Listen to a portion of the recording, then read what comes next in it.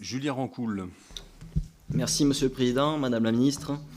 Le Premier ministre a annoncé mercredi dernier devant le Sénat l'abandon du transfert obligatoire des compétences eau et assainissement aux EPCI.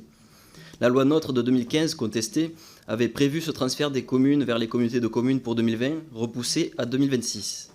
Cette mesure était largement désapprouvée par les maires ruraux, craignant une hausse du coût de l'eau pour les usagers et une gestion moins précise des réseaux. Chaque territoire a ses spécificités et les maires sont mieux placés pour décider. Notre groupe avait déposé une proposition de loi en ce sens l'an dernier pour laisser la liberté aux communes de conserver cette compétence. L'annonce du Premier ministre est donc positive, mais des questions subsistent. Quel sera le calendrier? Les communes qui ont déjà transféré la compétence pourront-elles la récupérer? Quid des communautés de communes qui ont déjà récupéré la compétence d'une partie seulement de leurs communes membres? Ces EPCI ne risquent-elles pas de gérer uniquement les réseaux en mauvais état, plombant leur budget? Je vous remercie.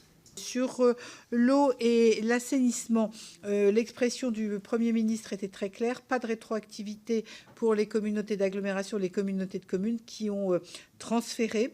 Demande des élus de prendre en compte leurs spécificités.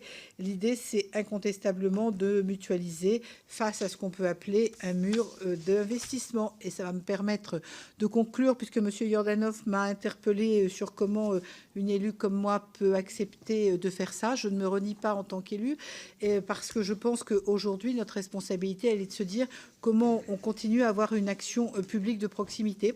Et je vais prendre un exemple sur l'eau et l'assainissement. Nous, on a en partie transféré, en transférant une communauté de communes de quelques communes avaient besoin d'une station d'épuration nouvelle. On a tiré quelques tuyaux, on l'a emmené vers la station d'épuration de la communauté urbaine, on a gagné une station d'épuration et on a amélioré la qualité du service. Et je pense que vous voyez, c'est ça le résumé de ce qu'on doit essayer de faire. Et vous êtes au cœur avec les maires de ces réponses-là, parce que quelque part, c'est avec ces réponses-là qu'on a capacité à optimiser, à mutualiser quand l'argent public est rare. Merci de votre écoute.